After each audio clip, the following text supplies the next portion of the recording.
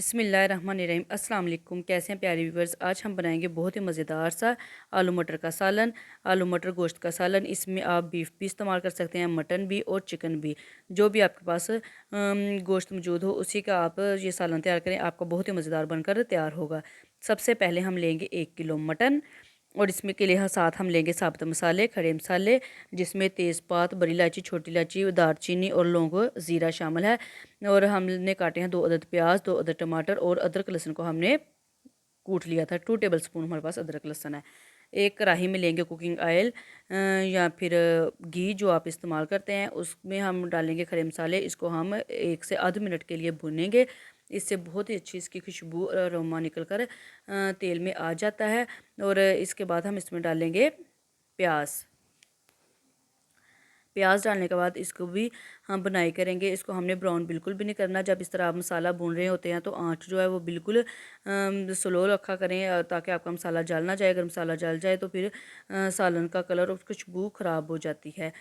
तो मसाले की बुनाई करते वक्त बहुत एहतियात क्या करें। अब हमने इसमें अदरक लहसुन का पेस्ट डाला था। इसको हमने अभी फ्रेश कूटा था। 2 टेबल स्पून हमने अदरक लहसुन का पेस्ट लिया। इसको हमने 1 से 2 मिनट के लिए भुना, ताकि इसका कच्चापन ख़त्म हो जाए। इसके बाद हमने इसमें मटन डाला। मटन को डालने के बाद हम इसके अच्छे से बुनाई करेंगे 5 से 6 मिनट के लिए। अगर आप मटन को इस तरह से भूनेंगे, अच्छे तरीके से इसकी बुनाई करेंगे, तो जो आपको बीफ या मटन में से या गोश्त में से लोगों को, कुछ लोग होते हैं उनको अजीब सी स्मेल आती है, तो फिर वो आपको कभी भी नहीं आएगी। तो अब हम इसमें डाले स्पाइसेस में हमने लिए हैं 1.5 टीस्पून मैंने ली थी लाल मिर्च, 1 टीस्पून नमक और हाफ़ टी स्पून हल्दी। 2 टेबल स्पून दही लेके उसमें मैंने दही में उसको डाल के मिक्स कर लिया था। और ये अब हमने इसमें डाले हैं टमाटर।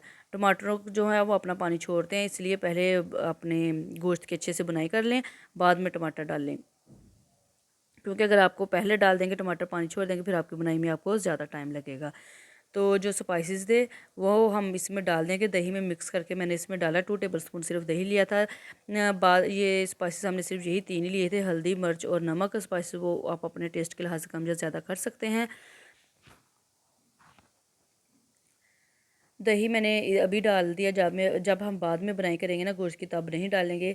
इसी स्टेज पर डाल दिया। इसकी हम अच्छे तरीके से बुनाई करेंगे। फिर इसमें हम डाल देंगे पानी। अगर आपके पास चिकन है तो उसमें कम पानी जाएगा। हाफ़ कप ये मटन था, इसमें 3 साढ़े 3 कप पानी के डाले और इसको ढक कर रख दिया। तकरीबन 35 मिनट तक हम इसको पकाएंगे। और ये देखें, इसका जो पानी है वो तकरीबन खुश्क हो चुका है। थोड़ा थोड़ा है, वो बुनाई करते वक्त हम इसकी बुनाई करेंगे, खुश्क हो जाएगा अच्छे से। इस स्टेज पर हमने इसकी बुनाई कर लेनी है। साथ में जो टमाटर या प्याज आपको नज़र आए, वो भी आपने चमचे की मदद से उसको मैश करते जाएं, ताकि उसका अच्छा सा मसाला बन जाए। अगर आप बीफ होगा तो फिर उसमें ज़्यादा पानी जाएगा। इस पर में अब हम डालेंगे आलू। 2 अदद आलू लिए थे।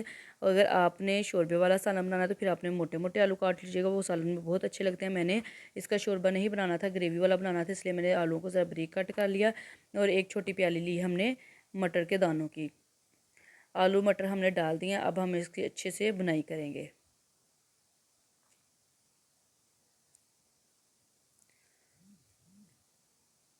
सालन की अच्छे से बुनाई किया करें, इस तरह हमारा सालन बहुत मज़ेदार और लजीज बनकर तैयार होता है।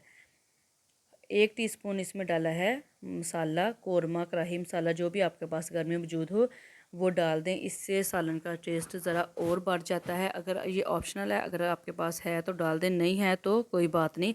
वैसे भी हमारा सालन बहुत मज़ेदार बनकर इंशाल्लाह तैयार होगा। इसकी हमने अच्छे से बुनाई करनी है। फिर हमने इसमें डाल देना है 1.5 कप पानी। अगर आपने शोरबे वाला सालन तैयार करना है तो फिर आपने ज़्यादा पानी डालना है। मैंने इसका बस ग्रेवी बनानी थी हल्की सी, इसलिए मैंने 1.5 कप पानी डाला, जो नॉर्मल खाने वाला कप पानी चाय पीने वाला कप होता है। फिर हम इसमें डालेंगे सब्ज़ मिर्चें और इसको ढक कर रख देंगे। तकरीबन 10 मिनट बाद हमारा जो सालन है वो बनकर तैयार हो गया। देखें, आलू भी जो वो गल चुके हैं और सालन बिल्कुल तैयार है। इसके नीचे हम आंच बिल्कुल हल्की कर देंगे, ताकि इसके ऊपर घी आ जाए। और 1 टीस्पून मैंने इसमें डाला गरम मसाला, थोड़ी सी डाली कसूरी मेथी। अगर आपके पास धनिया हो, आप बारीक बारीक काट कर वो भी डालें, उससे सालन की लुक बहुत अच्छी आती है और बहुत अच्छा और देखने में लगता है। हमारा सालन बिल्कुल बनकर तैयार है और इसने ऑयल भी छोड़ दिया। जो हमने इसमें मसाले डाले थे जैसे बड़ी इलायची, तेज़पात, अगर वो आपको नज़र आ रहे हो तो वो आपने बिल्कुल हटा देने हैं। अब हम इसको पेश सर्व करेंगे। हमने सालन बाउल में निकाला। आप इसको रोटी के साथ खाएं, नान के साथ खाएं, साथ सैलड बनाएं, रायता बनाएं। इंशाल्लाह आपको बहुत मज़ा आएगा। आप घर बैठे ही इतना मज़ेदार खाना से जो है ना लुत्फ़अंदोज़ हो सकेंगे।